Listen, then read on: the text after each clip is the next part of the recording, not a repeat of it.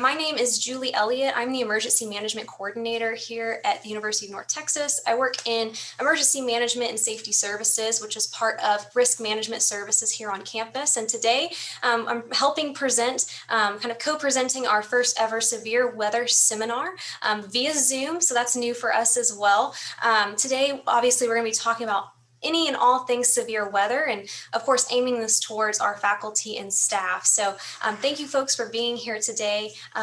Before we really jump into the presentation, of course, a few housekeeping things. First, some tips. Make sure you're using reactions during today's call. If you've got those available in your Zoom, we love to see the thumbs up and any of those other emojis you may want to use throughout the presentation, just to let us know if something strikes you, if something's exciting to you or interesting. Definitely want to see those, so feel free to use them. Also, engage in the chat. The entire time today during the session, there'll be people moderating and watching the chat. So please feel free to post anything that might interest you, maybe share a perspective that you have on a certain type of severe weather event, maybe share some stories. So if you have firsthand experience with any of the things we talk about, stick them in the chat. Respond to other people's posts as well, but of course, always keep it friendly and keep it appropriate. Once again, we will be downloading a transcript of this call afterwards, so you'll be able to have kind of a running timeline of all the chat conversations. So just note that those will be there. And please ask questions. We will do our best to answer questions as we're going through the presentation today. If we're not able to answer it during the presentation, we'll try for after. And then of course, if we run out of time to get to those today, we will answer after the session today in a one-on-one email and potentially to the whole group, depending on how complex or widely asked the question was. All right, so to jump right in, like I said, I'm Julie. I'm with Emergency Management Safety Services. Our office's mission is to promote and support a culture of safety throughout the UNT, emergency preparedness throughout the UNT community. So what does that look like? It looks like this. It looks like getting out in front of our community and making sure you are equipped with the tools you need to be prepared for any kind of emergency or disaster. And so just a fun fact for you, something maybe to stow away, to pull out next time you're talking to somebody who doesn't know a lot about UNT, or maybe with a coworker who doesn't know this, but we are a certified storm ready university. This is a designation that was given to us by the National Weather Service. And what this means is that we have met a number of guidelines related to storm readiness. Our emergency notification protocols are very robust, and we have a very strong on-call system to make sure someone is constantly monitoring the weather, no matter what the conditions are outside. So not all universities have this designation. This is something that universities, cities, and other jurisdictions can apply for. So pretty neat that our University of North Texas has this kind of designation for our office. We're really proud of that. So and this education, this severe weather seminar really feeds into building upon our storm readiness. And as I mentioned, even just a moment ago, our office has very strong weather monitoring procedures. What that looks like is we have a staff member who's on call every single day of the year, so 24/7, and that does include holidays and when the university is closed. And that person is designated to keep an eye on the weather. And if conditions do look as though they are going to turn nasty, if severe weather is in the forecast, we start getting communications out, primarily through our social media pages, but we also have an email list that we use. And of course, if there ever is a tornado warning, we do send out an Eagle alert to the entire campus so that the whole campus is notified of what's going on and what the danger is and what action they should take in response to that. So really quickly, I want to cover the objectives of today's workshop, kind of the different things that you'll see, the different things we will talk about. You're going to really take away four main things. You're going to be able to recognize the weather hazards that are present in North Texas, at least the primary, most common ones you will encounter. We'll talk about where you're going to be able to access and monitor weather information. So what resources can you use to get that information yourself? We're also going to identify how to prepare for bad weather. So what should you be doing now while the weather's nice outside in order to be ready for that day that it does storm? And finally, we're going to talk about how to respond to severe weather. So what actual action should you take when that time comes? All right, so a quick and easy question to start us off with. You feel free to answer in the chat, but when can severe weather happen? Kind of a trick question because the answer is anytime. I know that we often do associate springtime as being the most common time that severe weather happens, which is true. We do have the most storms, the most tornadoes during our spring months, your March, April, May, and then a little bit into June. But I want to really emphasize that preparedness should happen year round because severe weather can happen at any time. To kind of demonstrate that, I've got this chart here that was given to us by the National Weather Service out of Fort Worth. Back in October of 2019, there were 10 tornadoes in the Dallas area. And so we don't normally associate October with a time for severe weather to occur, but obviously it can happen. So be aware, be weather aware at all times. Anything we talk about today is applicable no matter what time of year it is. We did time this seminar to kind of kick off the spring season, but just remember, none of this information is going to fade away once the spring months are over. Okay, so watch versus warning. This is one of the most fundamental and important things I hope you take away with you. If anybody would like to just jump in the chat, I'll give you just a couple seconds here to differentiate what the difference is between a watch and a warning. And so maybe you've heard the terminology tornado watch, tornado warning, flash flood watch, flash flood warning, severe thunderstorm watch, severe thunderstorm warning. Those are really going to be the three main categories we hear about. But really, what is the difference? And I think knowing this difference is very, very important to make sure you're prepared for severe weather. And so I know some people are probably still answering in the chat, but I'll go ahead and kind of tell you really the standard definition of how you can know the difference. A watch means that conditions are favorable for hazardous weather. It does not mean that that weather is occurring. It just means the conditions are right. Watches tend to apply to a large geographic area. And whenever a watch is issued, go ahead and continue with your routine operations. You can continue on with your day, but be weather aware, meaning situationally aware, that a warning could happen later on. So be ready for it, but know that it's not undergoing at this time. A warning, on the other hand, means to take action right away, especially if you are in or near that warning area. And so a warning means that hazardous weather has been reported or spotted or indicated by radar. So that means it's actually happening and you should take action right now. So this chart here should kind of demonstrate really what I meant by the difference in geographic area. So whenever a watch is issued, you can kind of see this on the left side of your screen here, kind of this yellow, very, very pale yellow color. Imagine this is a map and these little boxes here are counties. You can see this little yellow shading here actually covers quite a large area. That's what your watch is going to look like if you were to look at a radar or a weather map. Whereas a warning is going to be a much smaller polygon. As you can see here, let's just imagine this is a tornado warning. You can see this is kind of the projected path of the tornado. It could fall somewhere within this polygon, kind of the difference between a warning. So again, if you're out here and let's just say that this is Wise County out here, if you're in Wise County, you're fine. Just be aware that a tornado could happen later. Whereas if you're over here in this darker green polygon, you need to be taking action. You need to be getting to your shelter areas. Here's another maybe fun way to remember the difference. You can see here this cupcake watch. All the ingredients are present, conditions are favorable, and of course you've got your cupcake warning over here. The cupcake has formed, and now it's time to eat it.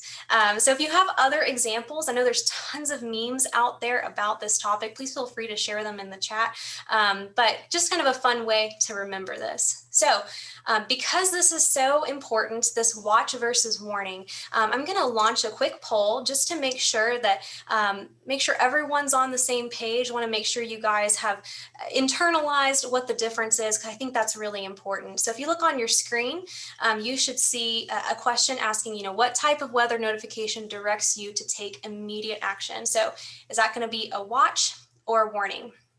So I'll give you guys just a couple seconds here to answer.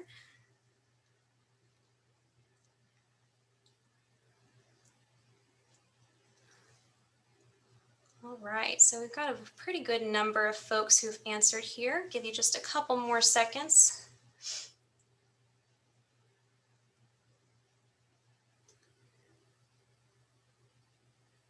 Okay, I'm gonna go ahead and end the poll now. Yeah, you folks did really well. So 98% of you said warning, and that is correct. So whenever a weather notification directs you to take immediate action, more than likely that's going to be a warning. And so I've got one more poll just to make sure we're on the same page here. What type of weather notification directs you to be aware because conditions are right for severe weather to develop? Excellent. Awesome. Well, I think you guys are getting the idea here. Go ahead and end this. I know a few more people might still be answering, but yes, it's a watch. Whenever you just need to be aware because the conditions are right, that means that a watch is underway. So write that down somewhere. Make sure you keep that in mind because these terms will come up again throughout the day. And it's just something to be aware of whenever you're being weather aware. All right. So now I'm going to really quickly, another verbiage thing that often gets confused. So I want to tell you really quickly the difference between a shower versus a storm. So you'll often hear those terms on the Weather Channel. You may hear them, you may see them on the National Weather Service website. You might see it even in our social media posts. Really the difference is a shower is just precipitation that is intermittent, so it's just rain, whereas a storm is a shower that's accompanied by thunder. And thunder is always caused by lightning. So thunder does not happen without lightning. Lightning does not happen without thunder as well. So just keep that in mind that whenever you hear the word shower, we're really just talking about rain. When we're talking about a storm, that's going to include lightning and other additional hazards on top of that. All right, so from at this point, I'm going to move into talking a little bit about the different hazards that exist here in North Texas, kind of give you a brief overview. Of course, we're going to start with the big heavy hitter tornadoes. So in this section, I'm just going to tell you about these hazards, maybe include a little fun facts and also some pictures as well to kind of bring it home. So tornadoes, as I hope many of you know this, they are destructive, violent, rotating columns of air. And so this rotating column of air pulls the cloud down to the ground, creating a funnel. So more than likely, when you do see, if you ever see a tornado, it's going to appear as a funnel. Even before it hits the ground, it begins developing that shape. So they're often accompanied by a loud roaring sound. People who have survived tornadoes often say it kind of resembles the sound of a freight train. And they can be rain wrapped. So I'll show you a picture of that in just one moment. I'm here on the right side of the screen, actually. This is a tornado that actually hit Denton back in April 30th of 2019.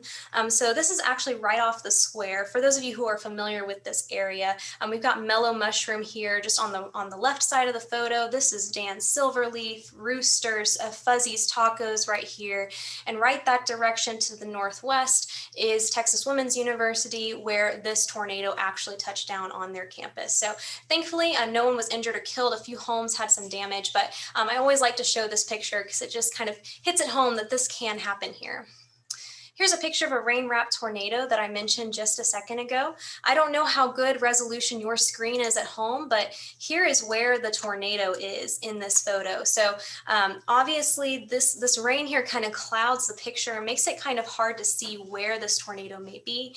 And so that's part of the reason tornadoes can be so dangerous. I know that we're all tempted to run outside with our cell phones, snap a picture for Instagram or to send to our family, but just know that oftentimes you're not going to be able to have a good view of the tornado anyways, because it might be rain wrapped or even hail wrapped, and so you might put yourself in quite a bit of danger trying to get that photo. So let me erase those real quick. All right, severe thunderstorms is the next big hazard that we face here in North Texas. These do happen pretty frequently here. So thunderstorms are rain showers plus that lightning and thunder, which is part of what makes them dangerous. But there's another characteristic that can make them severe. So you can have thunderstorms that aren't severe, but severe thunderstorms specifically include one or both of the following characteristics. They either have winds of at least 58 miles miles per hour or more, and or hail of 1 inch in diameter or larger. So if the forecaster who's watching the weather for our area believes that a storm reaches one or both of these characteristics, they will issue a severe thunderstorm warning. And so that's what specifically makes storms severe. And we'll cover in just a second why this is a big deal and why you should take this very seriously. Okay, we're going to have another poll here. Little myth moment here. I want to test y'all's knowledge to see. A lot of people believe that thunderstorms always move from west to east. So is this true or false? Take a moment here to vote. Do you think that thunderstorms and tornadoes always move from west to east, or can they move other directions?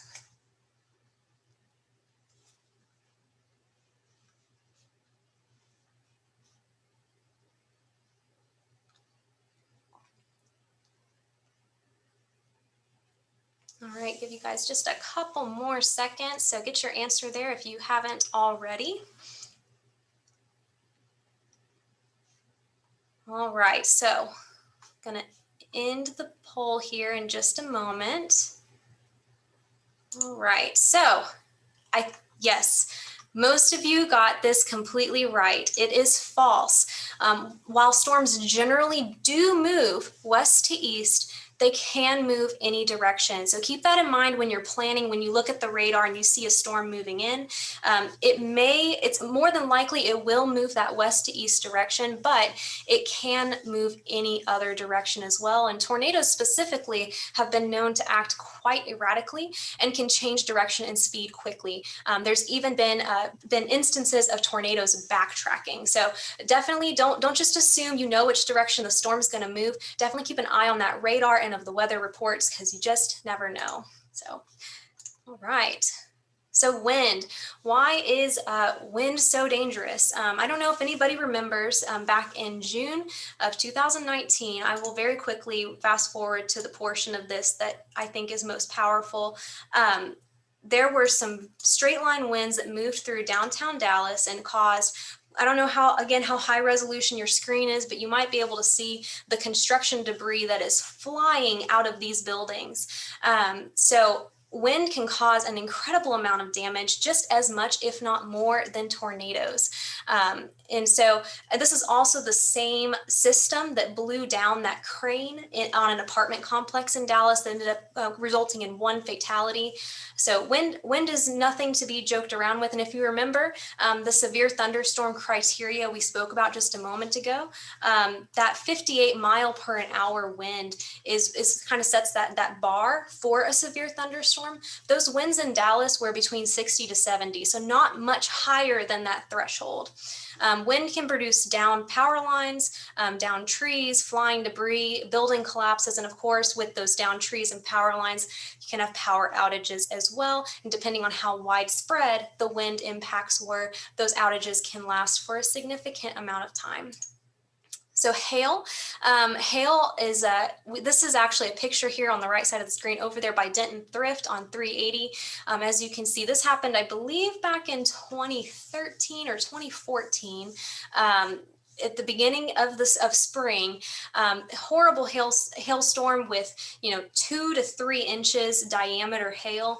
I think one of the records here in North Texas is 4.5 inch hail that hit Wiley, Texas, in that same storm system. The way hail forms is a rain droplet will freeze, and as it falls, it gets pushed back up into the cloud where another layer of water freezes on top of that already frozen pellet, and it continues to do that until it gets so heavy the cloud can no longer hold it up, and it drops that, at that point, a very large hailstone onto the ground. And obviously hail can cause an extensive amount of damage. All right, lightning. Lightning is the visible electric discharge that comes from static electricity between 2 clouds. Lightning accompanies all storms, as we've already discussed. Something that people may not know, though, is that no place outside is safe from lightning. So lightning is a hazard with all storms. It is one of the most erratic and unpredictable portions of a storm, and it's never, ever safe to be outside when lightning is occurring. All right, flash flooding. This is also something we see quite a bit here on campus even. Flash flooding is when it rains so hard that the water has nowhere else to go. Either the places it would go are already flooded, or it's raining too fast for it to move to those drainage locations. And it causes the water to rise. And this happens quite a bit on roadways where the water, obviously roads are not permeable, so that water is not going to be able to sink through the concrete or the pavement. Flash flooding is incredibly dangerous, especially when it comes to driving. Just a couple inches of water can sweep a person off their feet, and just 6 inches of water can carry away many vehicles, many types of vehicles. Even very, very large vehicles are not safe from the impacts of flash flooding. So this is actually the most fatal type of weather hazard. It kills more people than lightning and tornadoes. Very dangerous, should very much be taken seriously. And we'll talk a little bit more about the response to flash flooding in a future slide. Okay, another poll for you, another myth moment here. Can flash floods happen almost anywhere?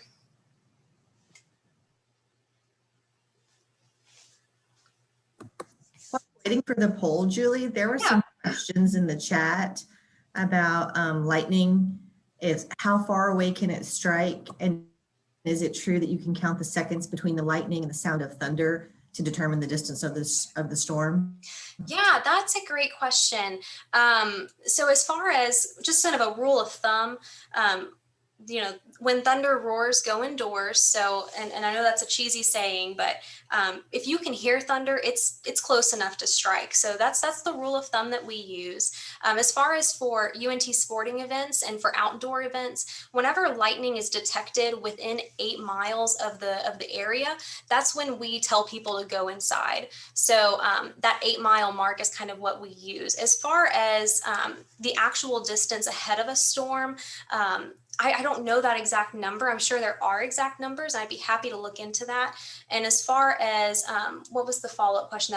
The counting seconds between lightning and thunder. I would have to research that. Actually, I never learned the actual rule for that. I know I've heard of it, but I don't actually have that memorized. But I'm happy to look into that and check. But the rule of thumb is if you can hear thunder, it's close enough to strike. So and oftentimes lightning will precede a storm. So, it's pretty erratic and unpredictable, which I apologize if that's kind of a non-answer to the question, but I just posted something in chat on that. Yeah. Awesome. Thanks, Scotty. Appreciate that. Awesome. So everyone did excellent on the poll here. Yes, flash floods can happen almost anywhere. A lot of people do believe that flash flooding only happens near rivers and on sidewalks, and that's not actually true. It can happen just about anywhere. So real quick, I will stop. Is there any other questions in the chat, Margarita, that I may have flew right past that I can answer right now? I don't see any others, no. Okay, great. We will keep on going. Okay, I'm going to talk very quickly. I won't spend a ton of time on this, but I am going to talk about winter weather real quick. I know that this is definitely at the forefront of everyone's mind given what happened just 2 weeks ago. So we'll breeze through it pretty quickly and talk more about it later. But I know that this is definitely something that's on everyone's mind. And there's certainly a lot of things that I'm sure many of us on the call have learned from this event. And so definitely an unprecedented event for this area of the country. As you probably are aware, winter weather does not happen often here in North Texas. When it does, it can obviously have major impacts. And a big portion of that is that the infrastructure here in North Texas is just not built to withstand winter weather. And so when it does occur, obviously the impacts can be widespread, and so widespread and very extreme. So lots of things to take away from that. As far as when I say the word winter weather, a lot of things are included in that. I mean snow, sleet, freezing rain, and extreme cold. So really those 4 things are what I want to highlight real quickly.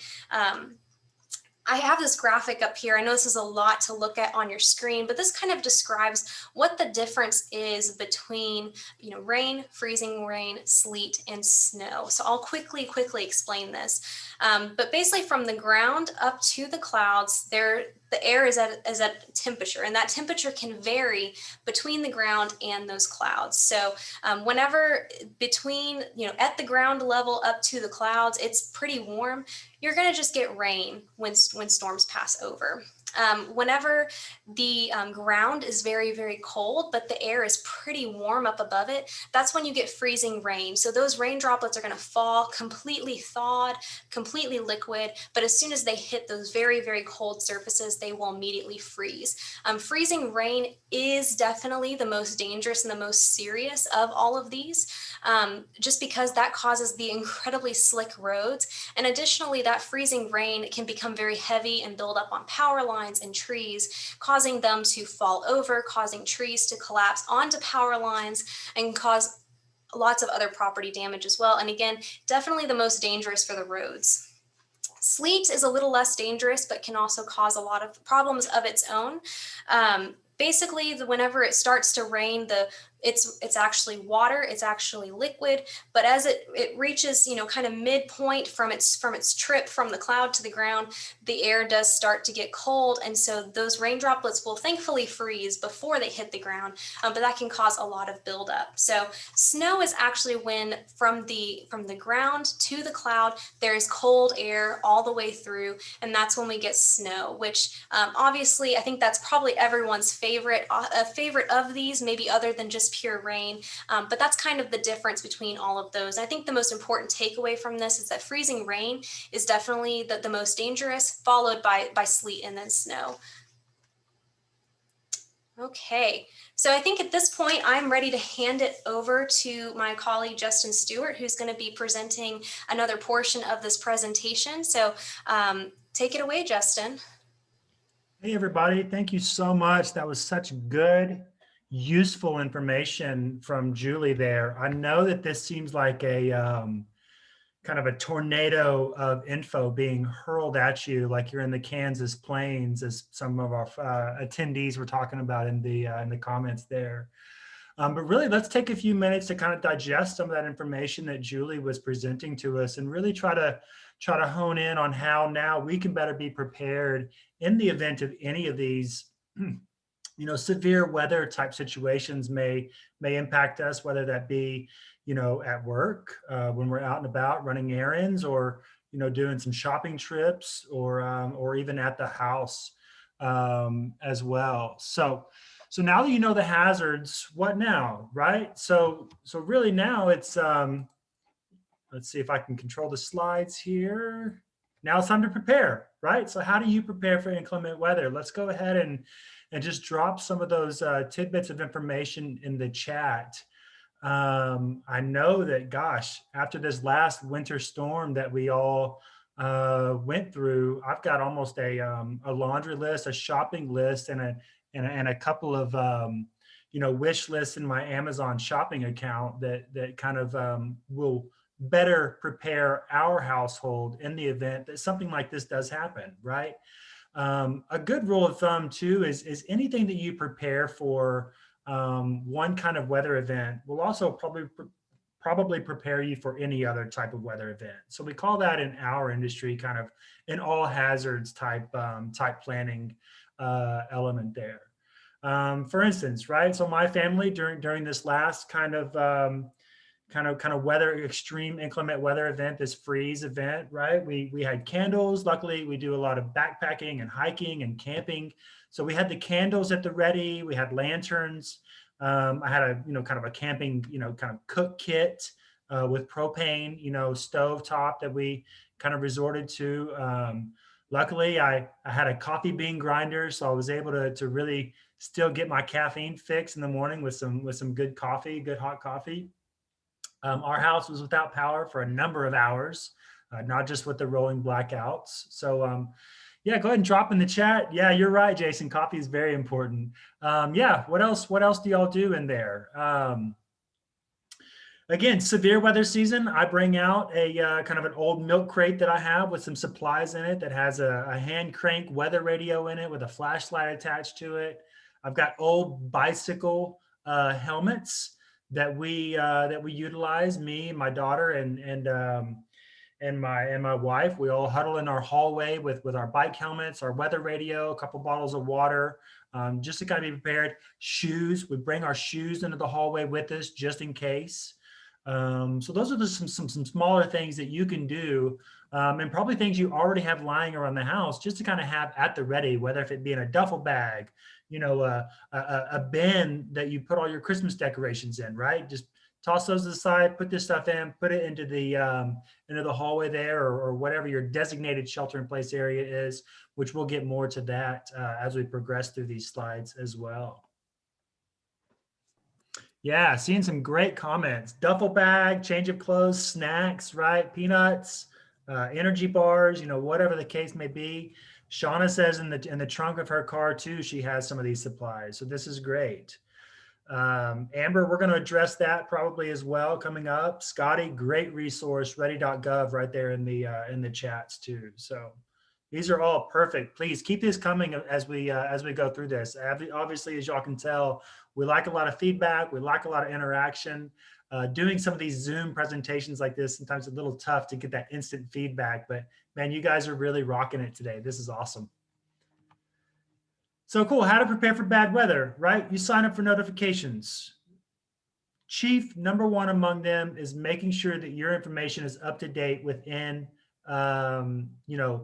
Eagle Alert. So you can go to the HR system page for those folks that are staff and faculty, and ensure that your Eagle Alert information is up to date within that system.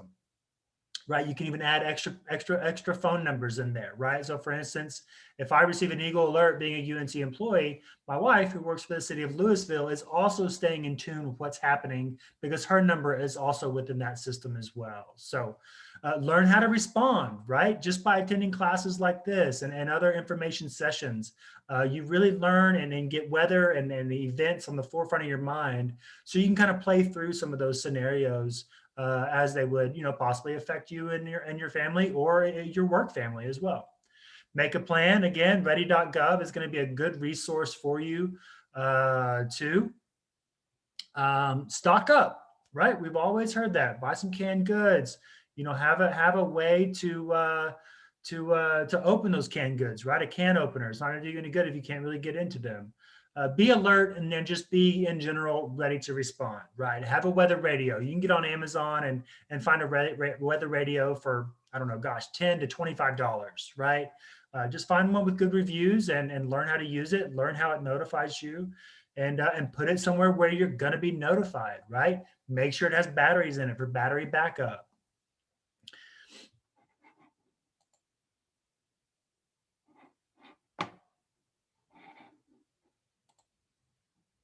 Sign up for notifications. It's hard to be prepared for severe weather if you don't even know what's happening around you, right? We recommend having at least 3 means of receiving emergency notification.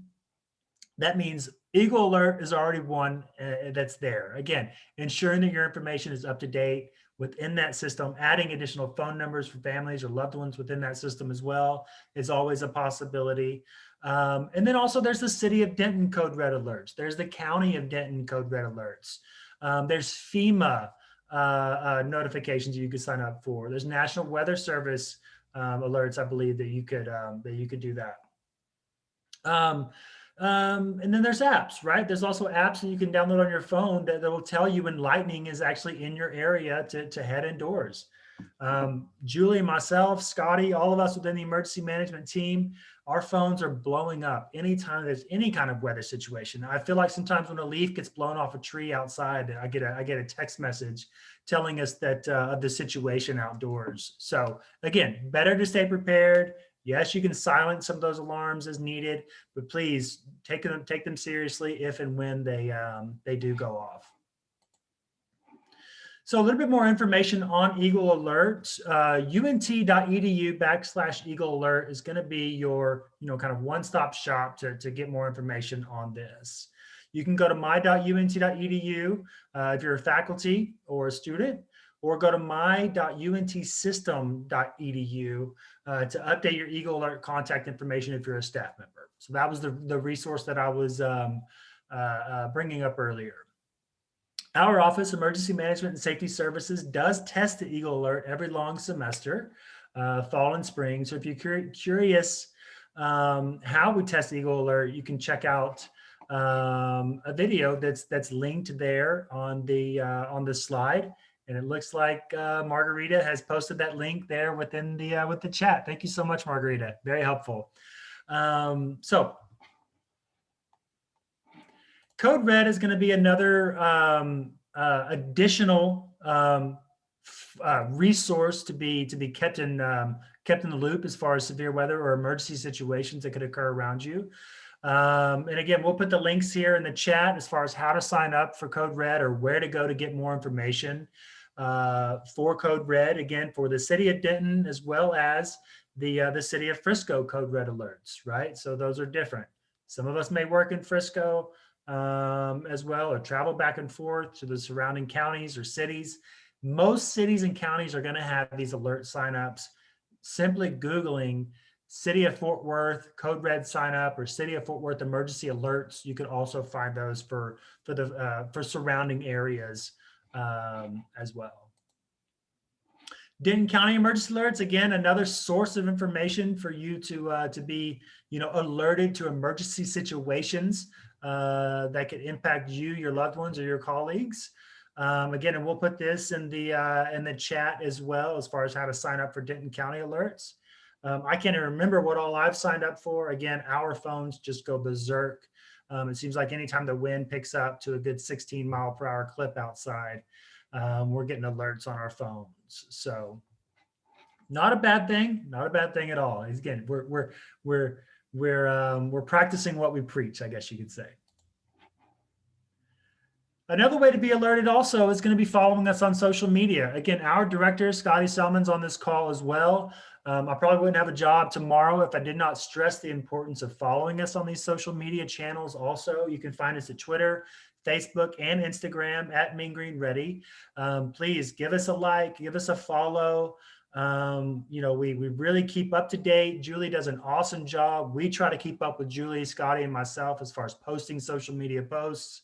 But she does an awesome job of really keeping our community informed with any kind of relevant event that might impact us, as a community. So, Scott, social media links have been posted there. We appreciate that. Again, in the event of severe weather on campus, we post about it on social media, usually first and foremost. Immediately following that, we're putting out emails to our campus community to alert those on our campus of the situation. And again, that's at Mean Green Ready at all of the platforms there.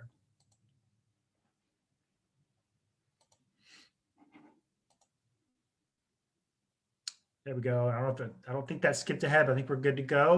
Here's just a snippet of kind of what our Twitter looks like here at UNT at Mean Green Ready, your emergency management. Again, this is showing you here how to actually get alerts within your phone anytime that we do tweet. Yes, we think we're that important to where anytime we tweet that you should get an alert on your locked phone. I have them set for our account. I have them set for Eagle Alerts account as well. I also have it set for when the National Weather Service puts out a tweet, I get a pop-up on my phone as well. So if you go into your app, you can just click that bell button there, make sure that it's checked in blue. And whenever we tweet or send something out through Twitter, you'll get a pop-up on your lock screen saying emergency management tweeted. This must be a pretty important thing because our campus is really looking out for us. So please take that advice. We implore you. So the next slide here, it looks like Julie's going to launch a poll, I believe, for what systems are you signed up for?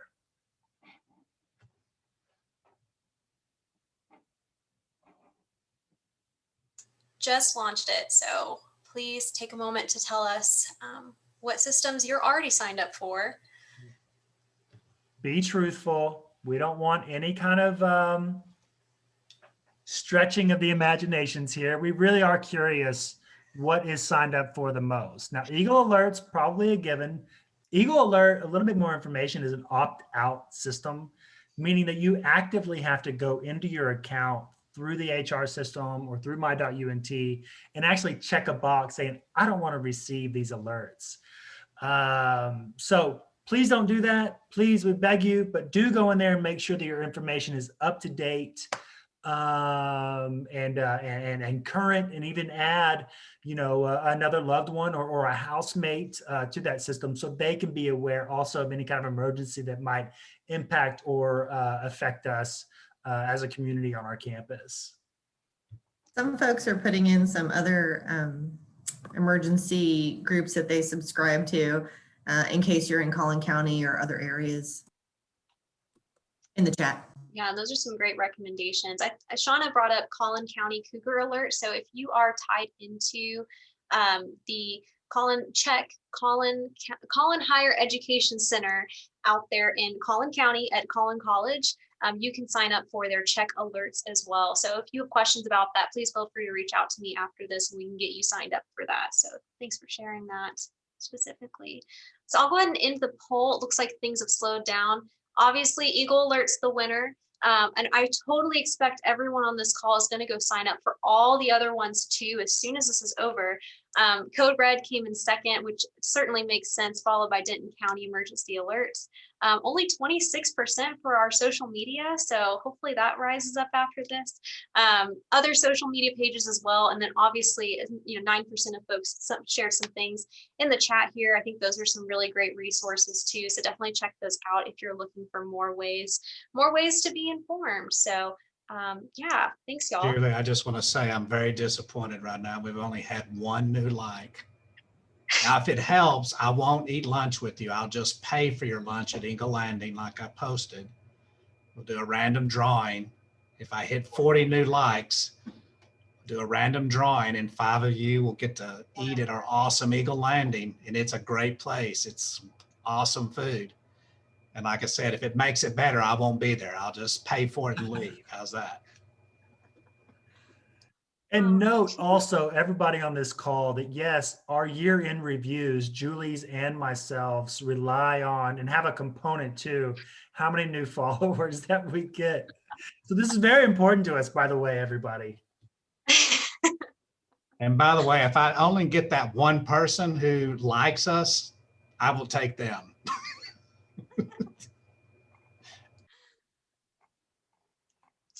Awesome.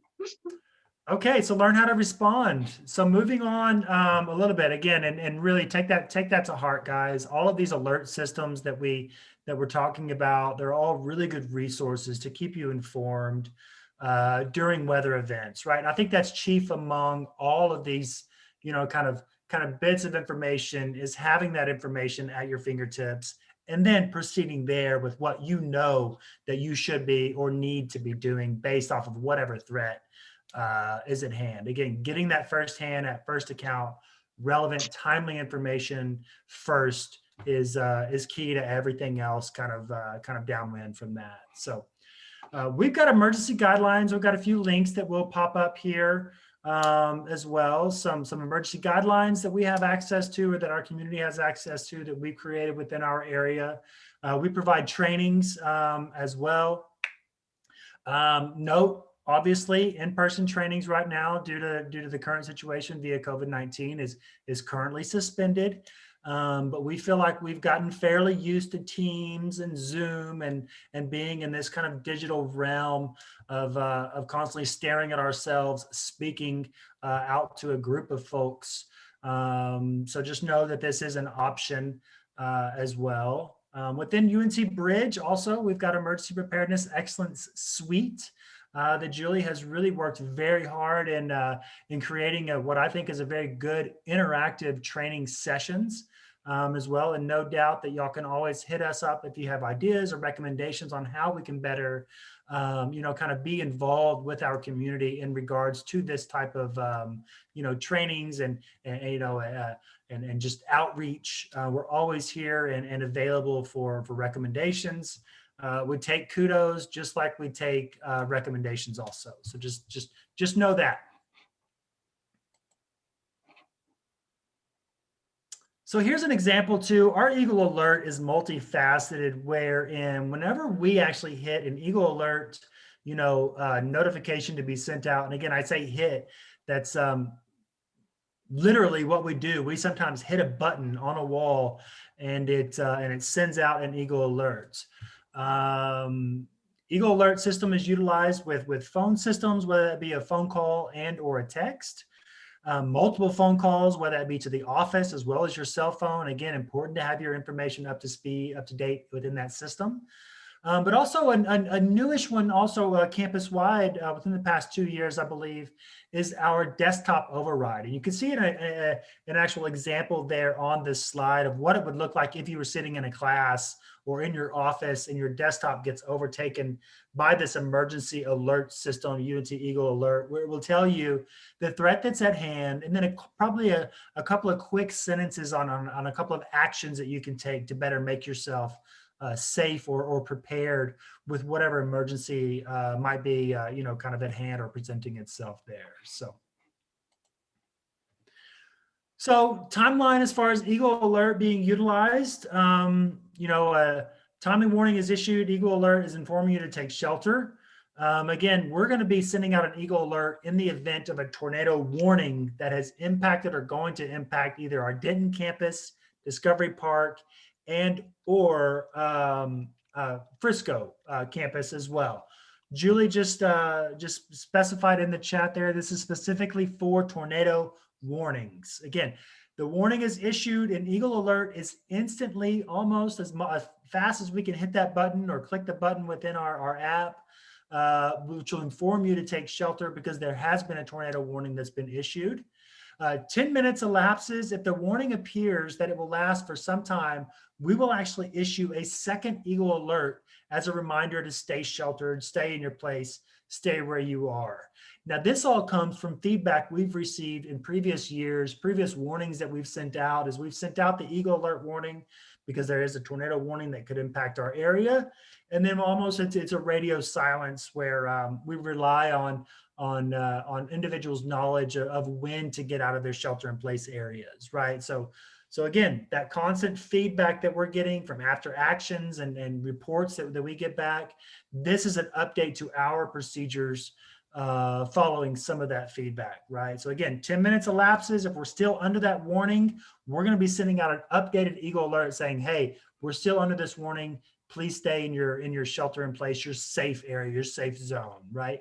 When the warning ends, we'll actually send out an additional Eagle Alert to let you know that the warning has ended.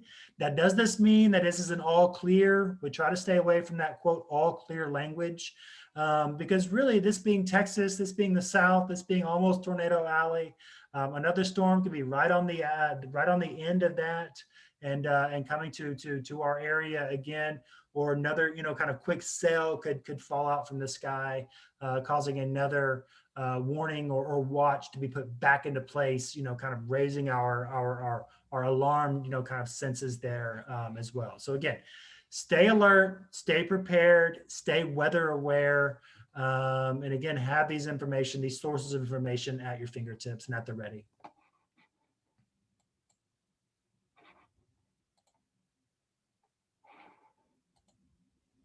So tornado response, stop what you're doing, right? Go to your shelter in place area. This again, premeditate all of these actions that you would take. If a tornado warning was issued right now, do you have all of the information you need to go ahead and get yourself to a safe area with the supplies that you need, whether that be your bike helmets, your shoes, make sure your shoes are in that area, flashlights, water, so on and so forth. Direct all individuals in your area and or your classroom or office area, office suite, your building. As you're going down to the shelter, go ahead and call out to everybody on your way. Hey, we're going to the shelter. There's been a warning issued. Follow me this way and we'll get there as quickly as possible. Go to the nearest designated shelter in place area. We've got resources if you're on campus to find those shelter areas as well. I think I've got a slide coming up very shortly to kind of point you to those sources of information as well. And then stay in the shelter until an Eagle Alert is sent out informing you that this actual warning has ended. And again, it doesn't mean that you're all clear necessarily. It means this specific warning here has ended. Continue on about your business, but please stay weather aware also as you continue on with your business. So a few reminders here: when you receive an Eagle alert, you treat the alert as direct orders from the university leadership, right? These alerts have been vetted through all chains, you know, and areas of our campus community, whether it be up our chain, with police services, with facilities folks, with our branding and outreach and communications folks. Please treat these as serious alerts and really heed the information that's being presented to you. You can't force anyone to take shelter, right? Inform them and then move on as you're heading towards your shelter area within your building if you're on campus or somewhere else also. Many tornadoes are not visible. Julie talked about a slide earlier. Some of these more rain-wrapped tornadoes can just look like big storm systems that are moving in, but know that they can be dangerous. You're receiving that Eagle alert because that has been vetted information from National Weather Service that there is a viable threat to our safety within this area. So we need to get that information out to our campus constituents and our community.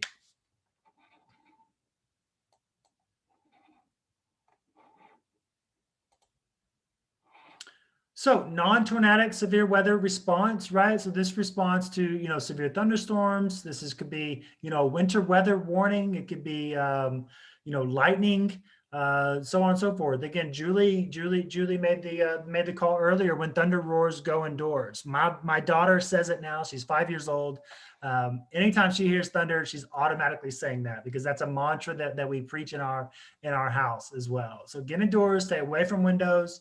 Ensure all sheltering locations are at the ready. They're unlocked. They're free of, you know, kind of miscellaneous debris. You've got, you know, the toys picked up from the hallway that could become projectiles, you know, during that severe weather event, or could, you know, maybe be a trip hazard, so on and so forth.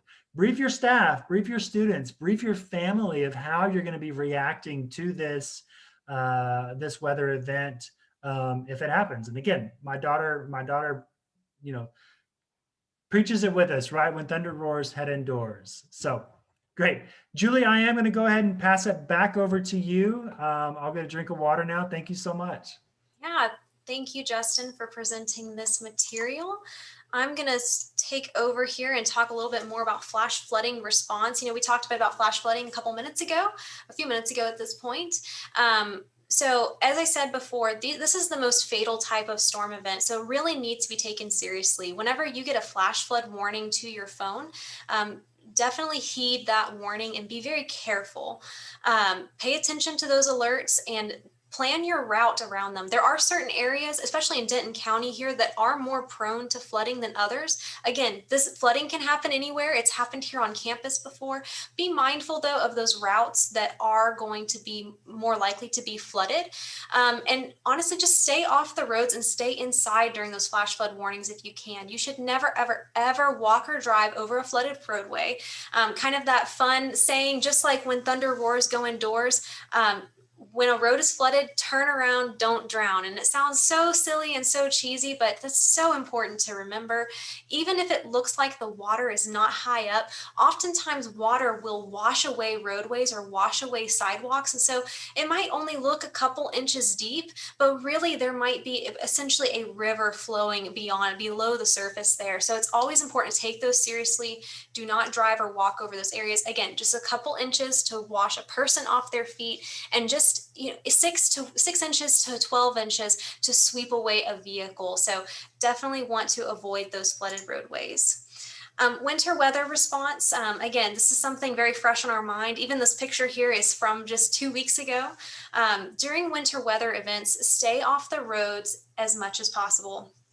That's just very important. Roads can be very dangerous. If you remember the wreck that happened, I think just probably 5 or 6 days before we were struck with those extreme cold temperatures, that wreck down there in Fort Worth, that was just a very, very light drizzle. That freezing rain obviously had just horrible and tragic impacts. So be mindful of that. And if you must get on the roads, make sure that you take the time to educate yourself and how to drive safely. So there's lots of tips and lots of material out there.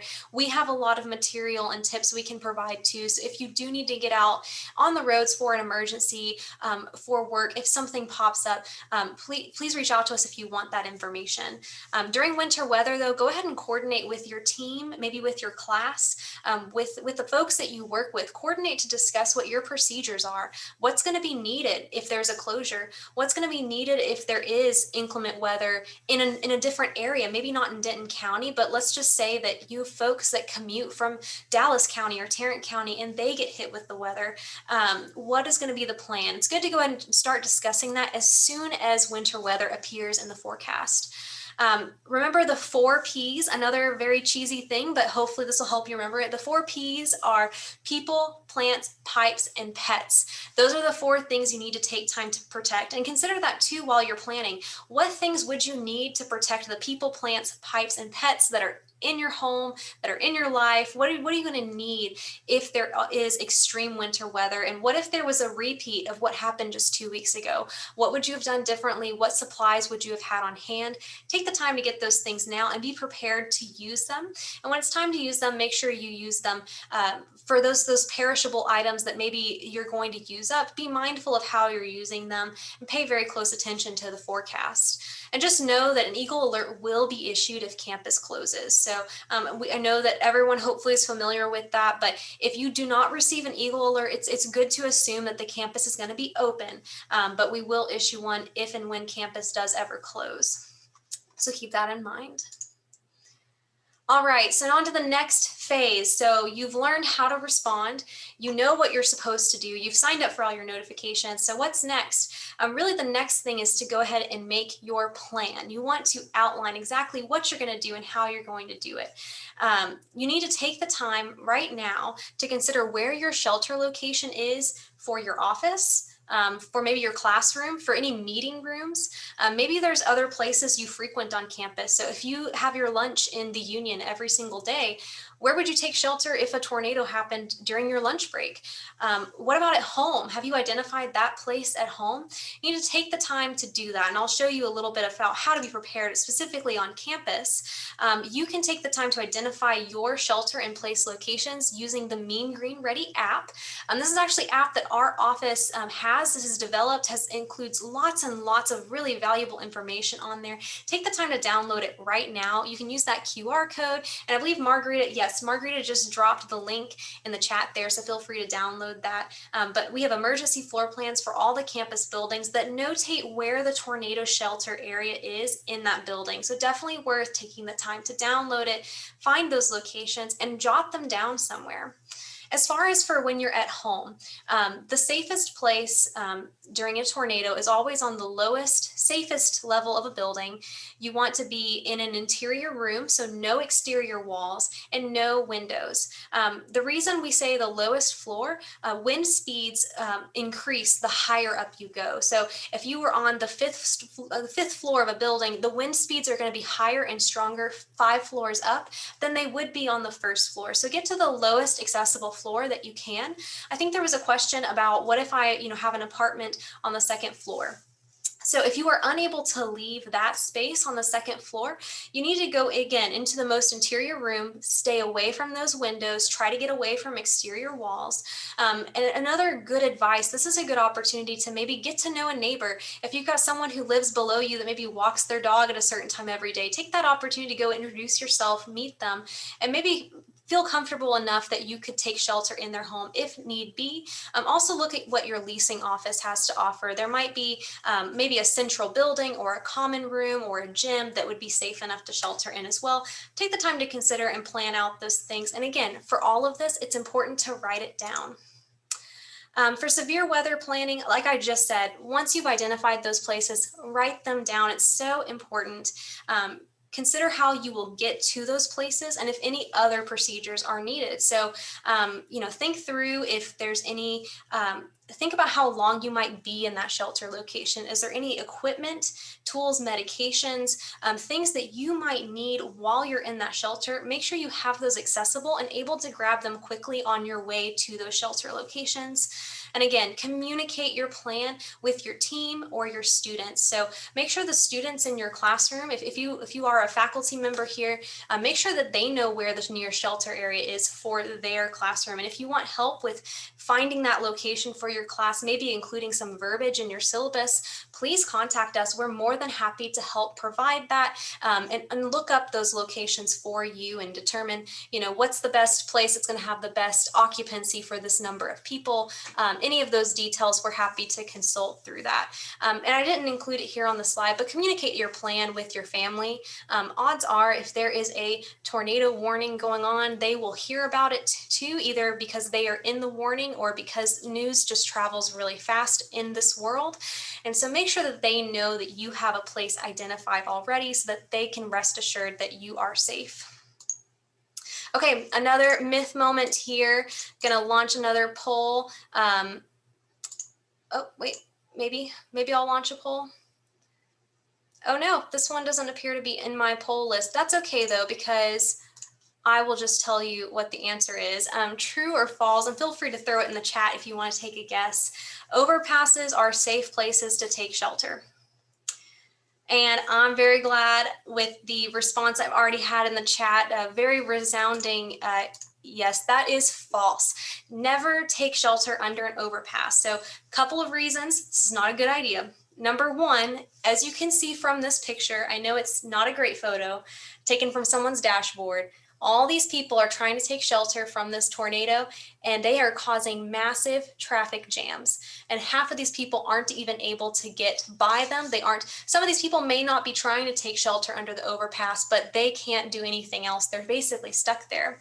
Additionally, overpasses are known to kind of act as wind tunnels. And so as a tornado passes over, that wind will actually speed up as it passes by that overpass. So double whammy there, not a safe idea, not a good idea, but just keep that in mind. Don't ever take shelter under an overpass, and really don't ever try to take shelter in your vehicle. Vehicles are not safe. Get into a sturdy building as quickly as you can. And then, secondly, obviously, don't take shelter in your vehicles. Never try to outrun storms either, because they really can move at very rapid speeds. It's never a good idea, especially with how erratic storms can be, as well as tornadoes. It's never safe to try to outrun those. All right, so you've got your plan, you know what to do, and we've already talked about this quite a bit in the chat. I saw a lot of buzz about this, but make sure that you stock up. Get your emergency supply kit ready to go. I see that Margarita shared a link actually to that ready.gov checklist. I'm not sure if that's the exact same one Erica was looking at or not, but there's a lot of good resources and checklists out there. Go ahead, next time you're shopping, go ahead and just grab those things. Thankfully, most of these items are pretty cheap and affordable. Maybe order them on Amazon, or if you do a Kroger pickup or whatever, take the time to go ahead and get those items and stick them in a safe, easy, accessible place. I have an emergency closet at my house that's what my family calls it. It's the emergency closet that has an emergency supply of food and water. We've got some flashlights in there, a first aid kit, anything else that I might need. We after COVID struck originally back in March, we stuck toilet paper and paper towels in there. So now we're prepared in that area too. But you want to make sure you get these items before the emergency strikes, because as we've all learned, once the disaster happens, it's a little bit too late to run to the store and get things, because that's what everyone else is doing as well. So I know that I go ahead and share in the chat if there is anything that you have in your kit that's unique. If you have your own supply kit at home, if there's anything that you think is noteworthy you want to bring up. I know people shared a lot of stuff earlier in the session as well. So we'd love to hear if you've got anything unique or just something noteworthy.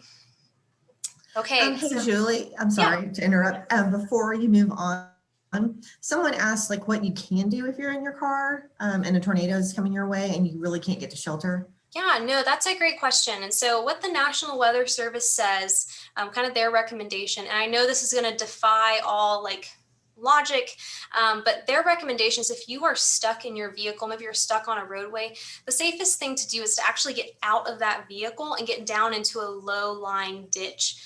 or in an area that is low lying. So again, those wind speeds are going to decrease the closer to the ground you get. And if you're able to find a ditch that maybe, you've got a low lying area where now you're basically below ground level at that point, that's going to be the safest place. Again, you don't want to get up and under anything that might act as a tunnel, but a ditch is actually going to be safer than being in your vehicle. So vehicles have the tendency to just be picked up and just crumbled like paper.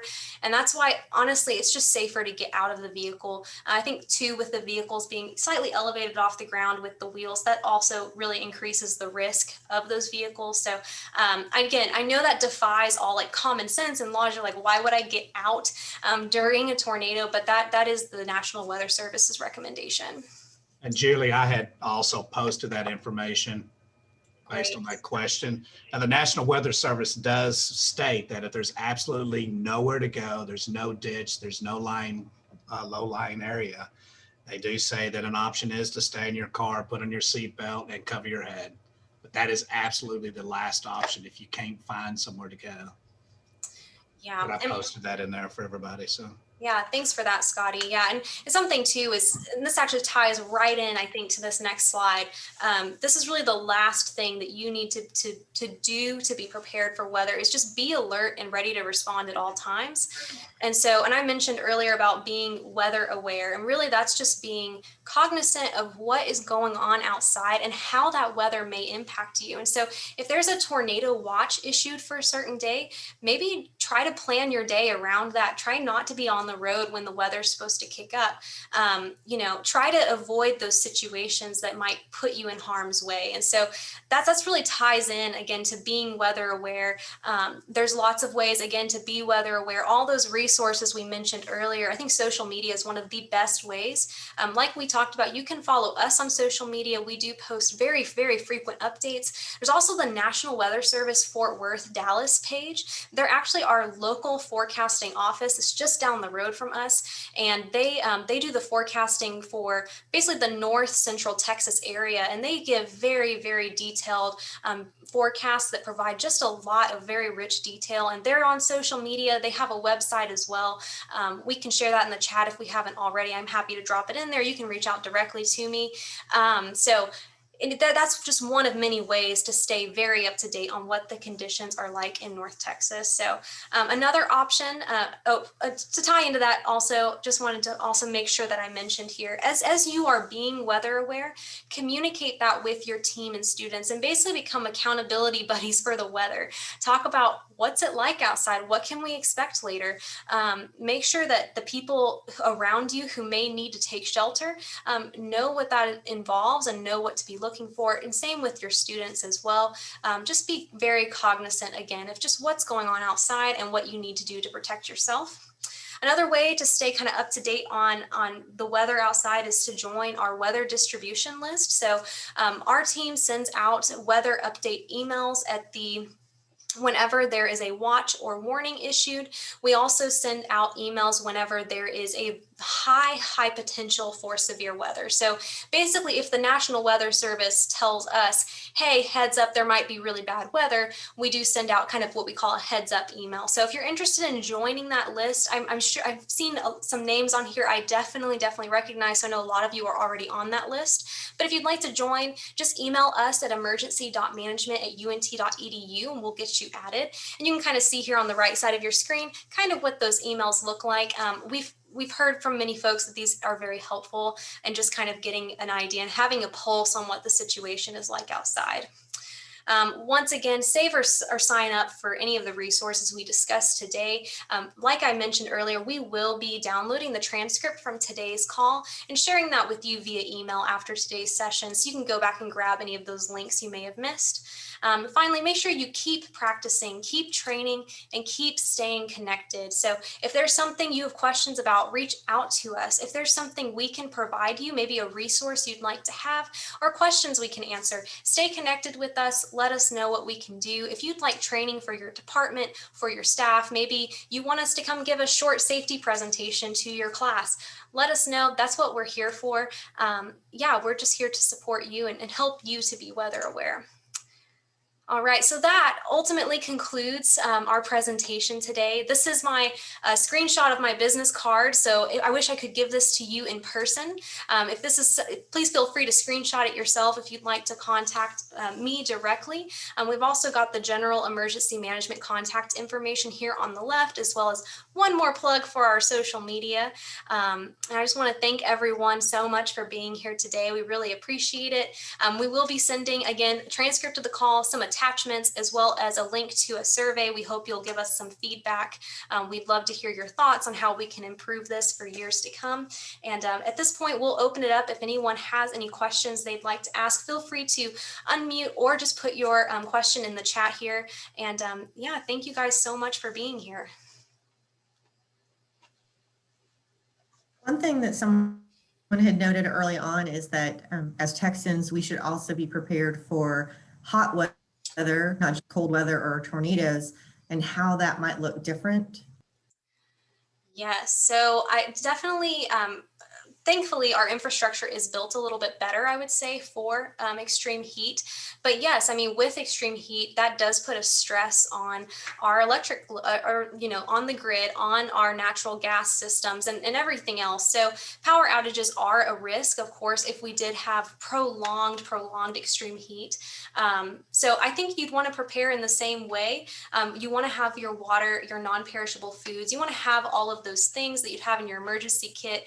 Just be prepared that those blankets, you'll probably just want to keep those in the closet. You won't need those if it's an extreme heat event. But yeah, definitely prepare, I think, in the same way as you would for any other event, and just be prepared in that way. And know that, think through, it's really important, I think, especially in light of the event we had, think through what things you would need if the power went out. If your phone did eventually die, if your laptop did eventually die, how would you communicate with others? How would you communicate with your loved ones? How would you communicate with your team at work? Those are all the questions you want to think through, talk about, and just really sort out and make sure you're equipped with the supplies you need. I don't know if Justin or Scotty wants to jump on and add anything additional to that, but that would be my response to that. And Julie, you might reference the extreme temperature training that you developed and put online. That's available to anyone to take at any time. It's really good, very informative. Yes, so if you have access to UNT Bridge, definitely check it out.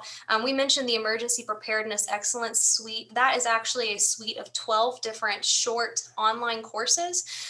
There are at least 2, it looks like, that are specifically weather related, and you can take the courses individually, of course. And like Scotty just mentioned, we have the temperature extremes, which talks about extreme heat and extreme cold.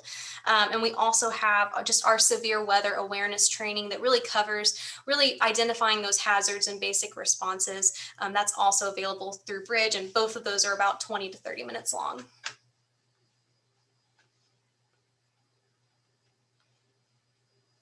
Great.